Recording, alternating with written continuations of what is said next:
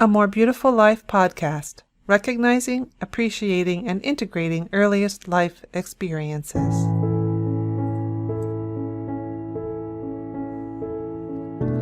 There are times in our lives when we all yearn for something. More contact with others,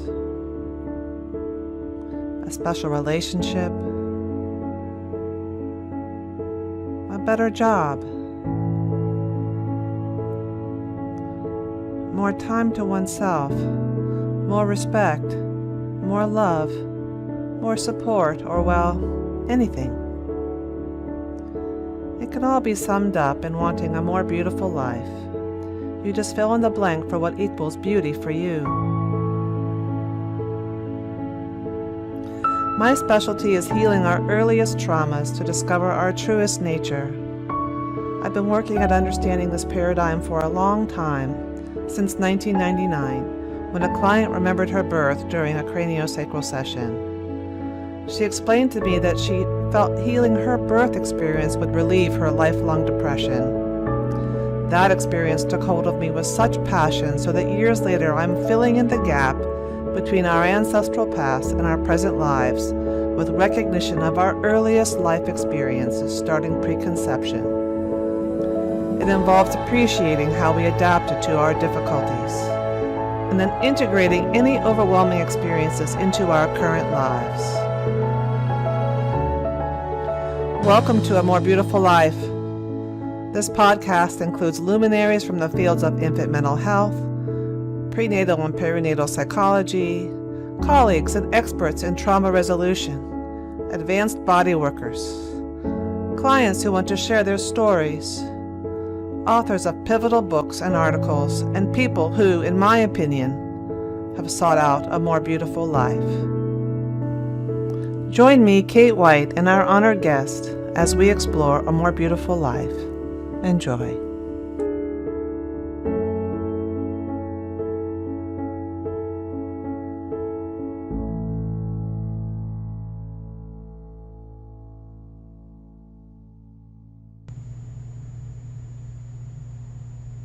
Today on the show I have Jerusha Sutton. Jerusha is a doula and birth photographer and videographer based in Sydney. She trained in as a doula in 2006 through Childbirth International and has since worked extensively as a birth and postnatal doula in both London and Sydney. Jerusha found the beauty of birth so captivating that she soon trained in photography so she could capture the magic of what she was seeing with her doula clients to provide lifelong visual memories of their birthing experience. She soon also moved into videography, creating birth films for the women she supported. She photographs pregnancy, birth, and families on a regular basis.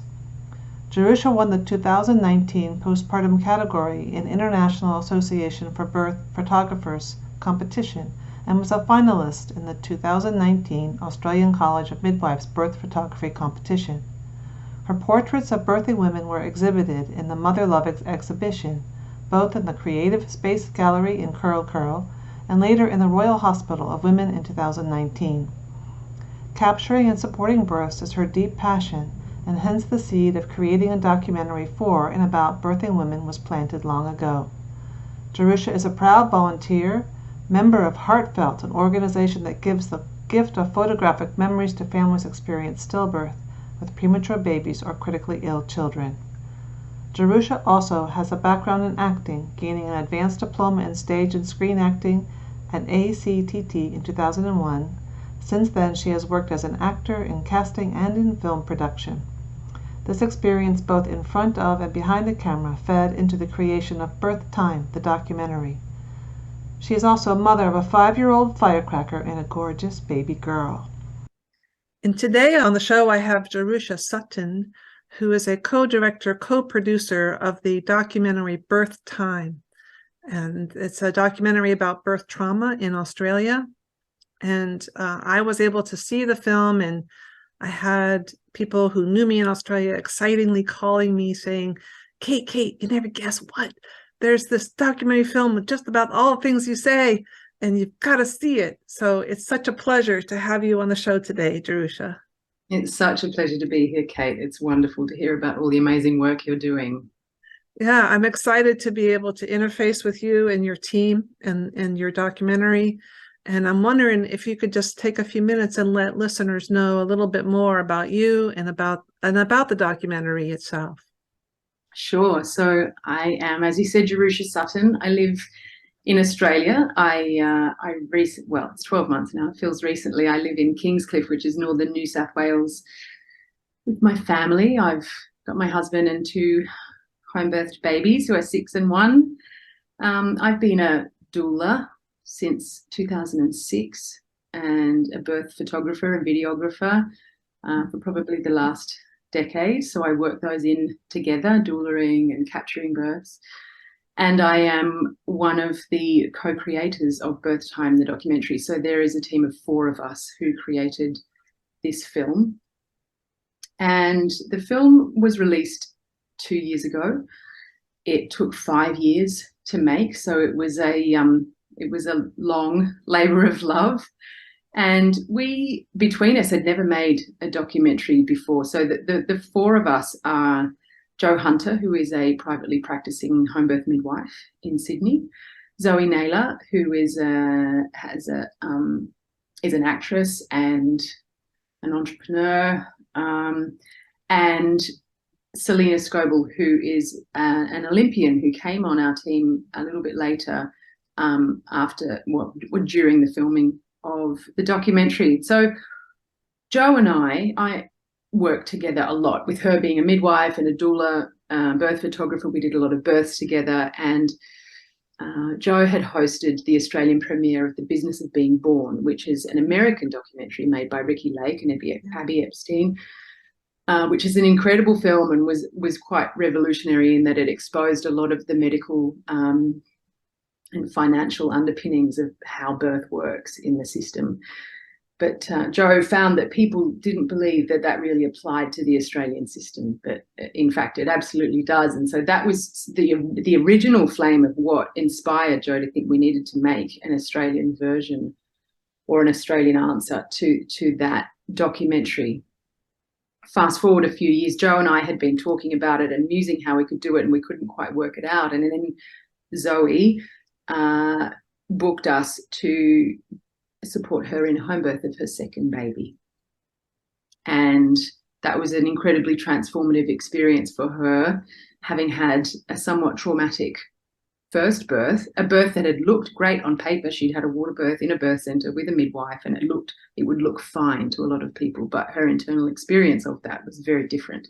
And then after the experience of having a home birth with her own midwife and her support team and her people around her, she felt incredibly transformed. Her life felt and looked completely different.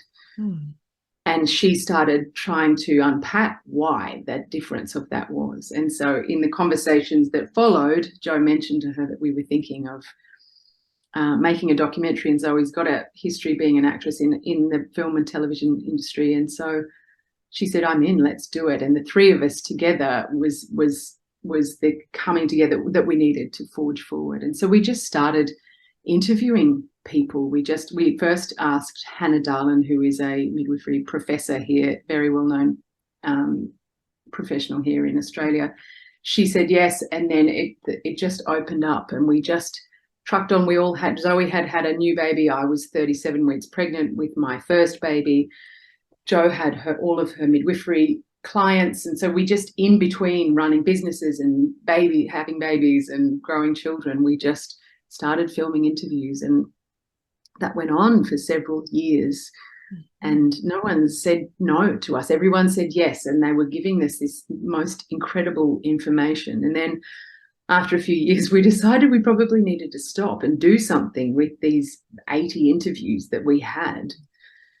And so then we set about making a feature-length documentary from them. And we had no idea what we were doing. It was a huge learning curve for us, but it was a very guided project. It clearly needed to be made because things just stepped in our path that helped us along the way. It just led us, and we ended up with this, we think, beautiful documentary that shows birth in all of its glory, and it doesn't hide the truths. It talks about the best parts of birth and the worst parts of birth.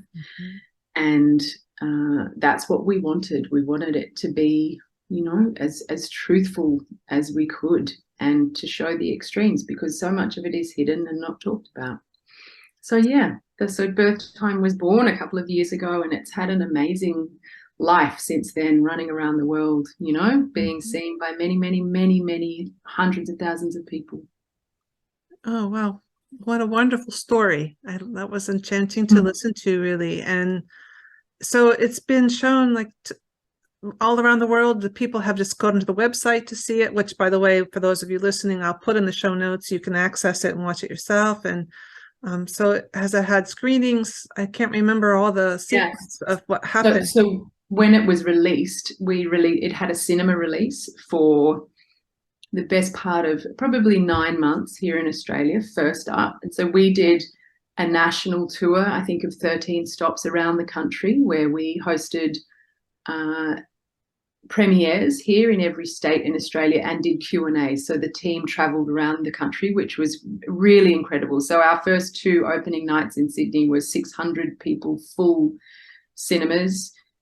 And somehow we managed this in between the 2 biggest kind of lockdowns in Australia. We had to delay the release by 9 months, and then we got this window where everything opened up, and we managed to pack out cinemas around the country, which was incredible. So we did our tour first, and then it was released in a cinema on demand model, where people would request to host a screening at their local cinema, and they would promote it, and it just went like wildfire right around the country. Right. For 9 months, people hosted screenings. And then that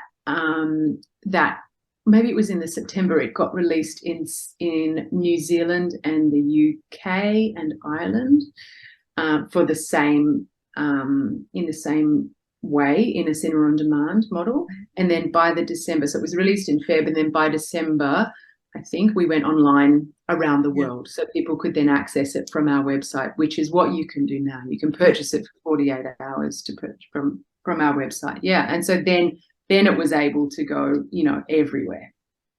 Yeah, I remember watching and waiting for a chance to watch it, because I think one of my graduates there, who's now one of my people in Australia, Vanessa Worthington, she was at the opening in Sydney. Okay. It was a magical night. It was just incredible. She was on fire when she came back. And so how was the reception? Like, can you just take us with you into one of those, that time, and tell us how it was for half the women to be told their story, and what was the response, and how did that go for you all? It was just extraordinary. I mean, one of the things that had happened before we actually released it in the cinemas, we always wanted to not make a film just for the choir. You know, we knew that the people who get it will come and see it, but we didn't want it to be limited to the people who already know the truths. Right. We wanted the purpose of it to be to educate people and to validate people's experience, and to encourage people to maybe make different decisions and see what's going on. And so what had happened in that 9 months when our release got delayed, we decided to submit it to film festivals around the world, and mostly, though they were in Europe, but mostly in the US and Canada. And we got accepted into something like 26 international film festivals. And we got awards in many of those festivals. And as a result of that, we would do Zoom Q&As with the coordinator. Everything was online at this point. It was mid-COVID. And so we would do Zoom Q&As, which would be screened with the film online. And what we were finding is that these mainstream, obviously non-birth specific film festivals were choosing our film because they really got it. And we were getting, no one had seen the film at this point. And so we were having these Q&As with people who have nothing to do with birth, who were fascinated by what they were seeing. And so that was our first, I guess, confirmation that we'd hit a point, we'd hit a right point, that we weren't just talking to the people who get it. We weren't just preaching to the converted. So that was really great for us. And then once we got to that opening night, I mean, it gives me goosebumps to even think about it. sitting in a cinema with 600 people and birth happening on the screen, and hearing people around audibly gasp at things that were being said, hearing people in tears, hearing people laughing in recognition of things that they'd heard, the nodding heads of just, oh my goodness, that happened to me. You know, it was this incredibly visceral experience of knowing unfolding all around us, and then afterwards just being flooded with messages and conversations of people saying, thank you for showing me and validating me and recognizing what has happened. You know, it felt so incredibly personal to so many people. And then the beautiful thing that happened is that often it was the women that came on their own to the screenings, and then it would end and they would say, oh my goodness, I need to bring my partner.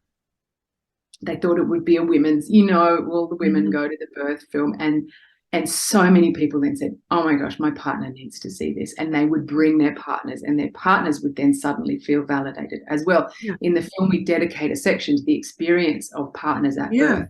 A lot of partners talk in the film.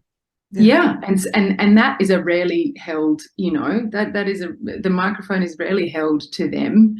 And that felt very important to us, you know, as the foundation of a family. Yes. And parents' experience, that felt so important. And so that was really beautiful, is that then these women would then bring their partners and be able to together either, you know, validate their experience together, or women that were maybe pregnant with their first baby or even their second subsequent baby, their partner would go, oh, now I get it. And they would change their plans of their care providers. They would find someone more aligned with the birth that they were hoping for. And then the messages started flooding in. Because of your film, I changed to this care provider and this was my birth and it was magnificent. So that was the next flood of beautiful, you know, affirmation that we had made something that was changing lives. Well, I wonder if medical providers have seen your film, and do you know of any of the impact of your messages about how birth can be? Has it reached that level at all? Do you know? Absolutely. Definitely, you know, very commonly with midwives. Midwives have received it so beautifully. And I mean, as far as doctors are concerned, we have a few doctors speaking in the film, which is just so great, incredibly well-respected doctors in Australia. And there's actually a story on our social media that we put up a couple of weeks ago about an Australian obstetrician here who, at the beginning of last year, she made an oath to pretty much reprogram her practicing, and she has a very large social media following, and she's made a pledge to relearn how to attend physiological births and how to learn when to do nothing. And so she's going on this extraordinary journey that she is making herself accountable for by posting it to her tens of thousands of social media followers. And she is training with, I mean, many people in our film, like Rhea Dempsey, and there's many of people who are in our film and not in our film. But she's retraining with me. She says, I need to learn from the experts in normal birth. I need to learn from midwives. Yes. And she said, and she says, I've just watched Birth Time for the third time to remind myself of all of these things. And it's just so inspiring to see that happening, and people are celebrating her as a, you know, very well-respected professional in reprogramming her practice. Her name is Dr. Natalie Elphinstone. And yeah, so that was, you know, truly inspiring, and it would be amazing to see a bit more of that happening. Yeah. Well, that is very inspiring, because I know it's a labor of love to make a film. It's also lots of money and lots of time, and yes, to be able to have brought such a project to fruition, and then and then have it have an impact is what I mean. It's like a dream come true. I know from my own experience of wanting change so much for birthing families, that if something could just ripple around the world like your movie, and or like the other birth movie that you mentioned by Ricky Lake and Anna Epstein. Though that movie also rippled through here and made a big impact and changed some birth practices and how people thought about birth. So Yeah. something like what you've done is really phenomenal. I think one of the things we set out to do is we know that all the research is there. We know that intellectually all the research and all the studies are there if you want to find them. But, a lot of the general public don't have access to that, don't know how to unpick research. It's a particular skill to be able to sift through and to be able to spot biases and to be able to digest the information. That is all there. What our aim was to take that research and to put it into a format that people could easily digest. Yes. In a short space of time, and that they could absorb, and that we would present it through the words and eyes of experts and professionals, but to then back it up with the experience of the women and their partners. Yes.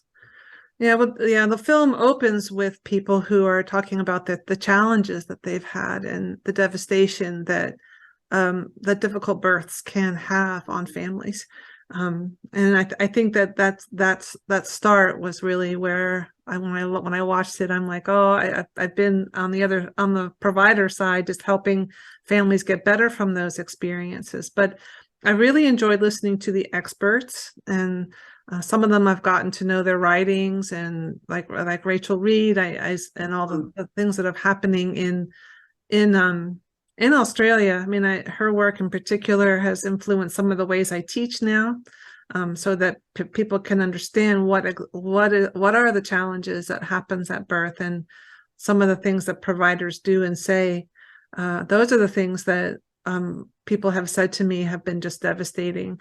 How they've been treated, the way they were talked to, how they were not prepared, how the interventions were not explained, and then how they ended up feeling just devastated afterwards.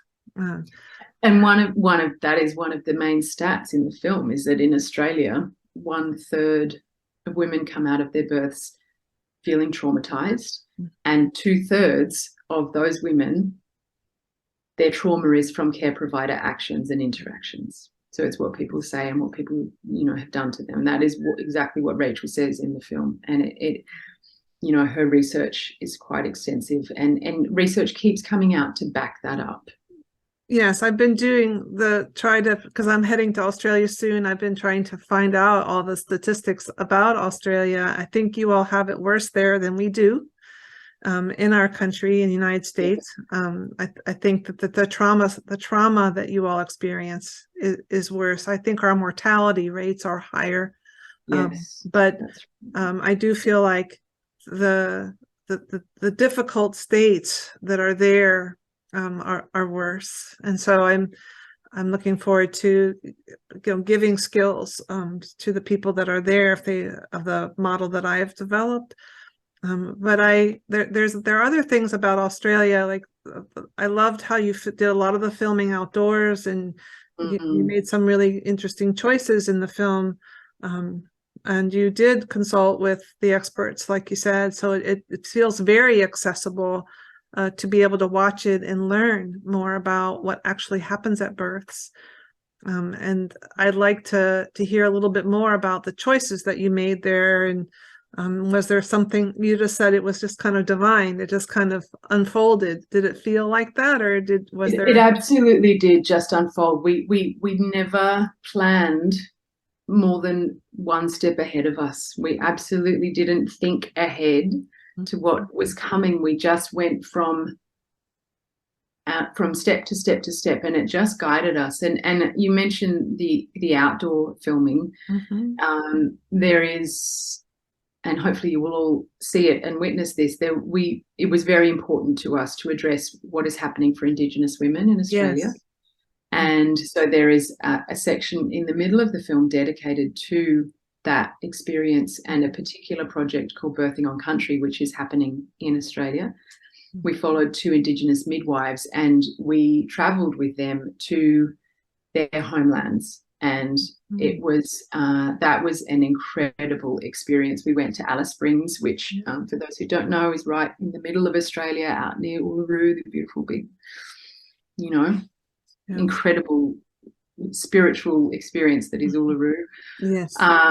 And so the team went on a trip out there, and we filmed Sheresa's story in a dry creek bed on her family land. We went down to the south coast and filmed Mel's story on, in ancient Indigenous birthing creek.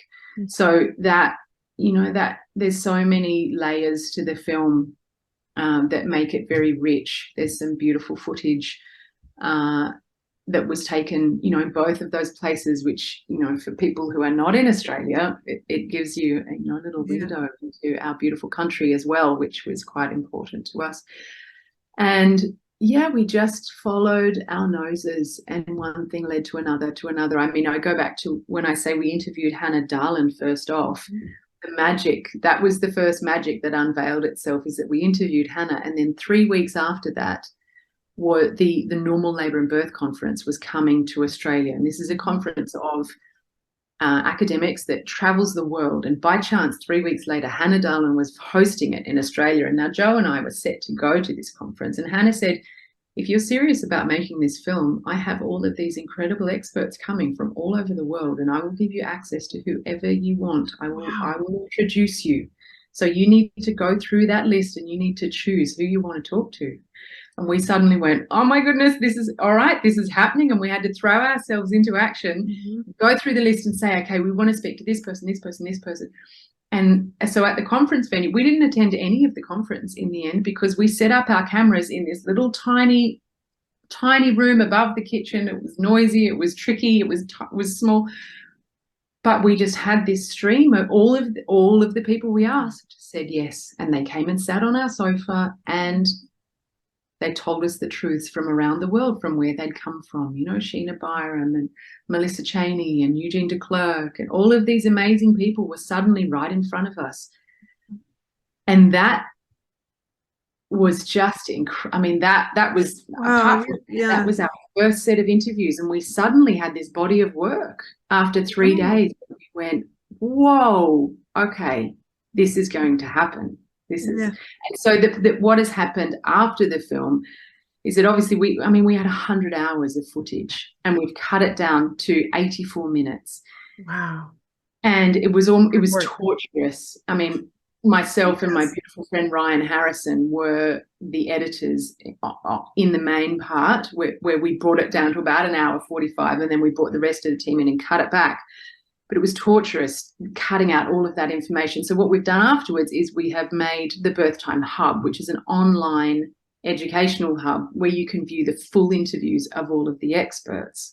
All right. Well, I'm going there next, because and so there's the masterclass of all of those beautiful experts and you can view the full interviews, which is the next beautiful resource that we wanted to produce as an educational piece for professionals and non-professionals, people having babies. Okay. Wow. All right. Well, then, in the time we have left, I know we don't have a lot of time. I would like to ask you if you could name in a short list the truths that you just spoke about, listening to all those experts and doing all the interviews. If you could just name some of the truths that are the most salient for you about birth and birth time, what would you say they are? We need to listen to women. We need to hear them before they have their babies and after they have their babies. We need to trust their instincts. We need to help women reconnect to those instincts, because women have been led to believe that they are not the experts of their own bodies, that professionals are. And so therefore there is this severing of their instincts, and that then launches them into motherhood with a split in their instincts, in the connection of their instincts to then mother their own baby. So that would be the first thing. And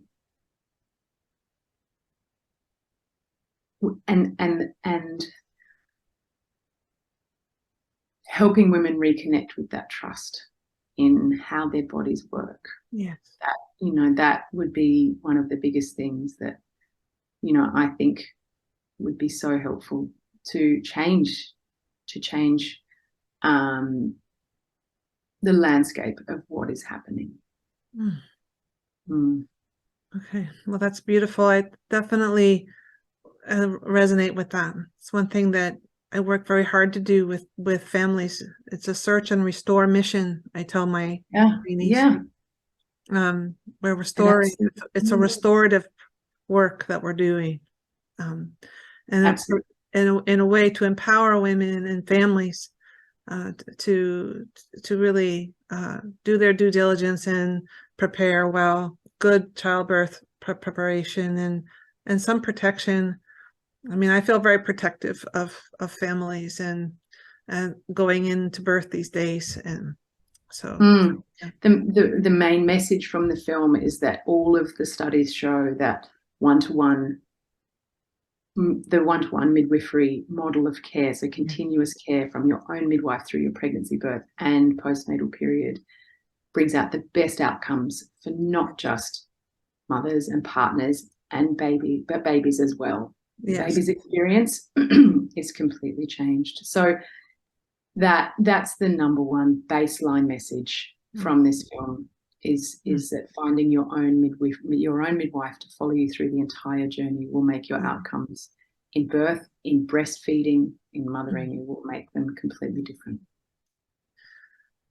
Well, if you could channel all of your group here, your 4 co-creators and co-producers, and what would you say your vision is for the future now? What's your best sense of the next thing that's going to happen for our birthing families? So we think about how we can educate the next generation. That's one of our biggest missions at this point. So we have in our sights to somehow change birth education in schools so that teenagers and young women don't come out into their womanhood, I guess, and have a very skewed idea of what birth, helping them, as I said before, reconnecting to their instincts and their trust in their bodies. So that is, one of our biggest missions. And obviously just continuing to educate not just birthing families, but professionals as well, to help them shift and to break down the us and them feelings between obstetrics and midwifery. It's not about that. To work together in having the family's best, highest needs at the forefront of care. Right. I agree. So inspiring. It's been wonderful to talk with you. Very, very moving to hear all the things that have gone on for you and your team and your film. And so we're just going to have to complete for today. But Jerusha, I told you, and I like to ask all my people who interview with me, what makes your life more beautiful? I love this question. I had the 3 things that came flooding into my head when you asked me that before was the smell of my baby's heads. It's one of my favorite things in the world. There is a creek literally 100 meters from where I am now, swimming in that with those babies. Actually, it's one, it makes my life more beautiful.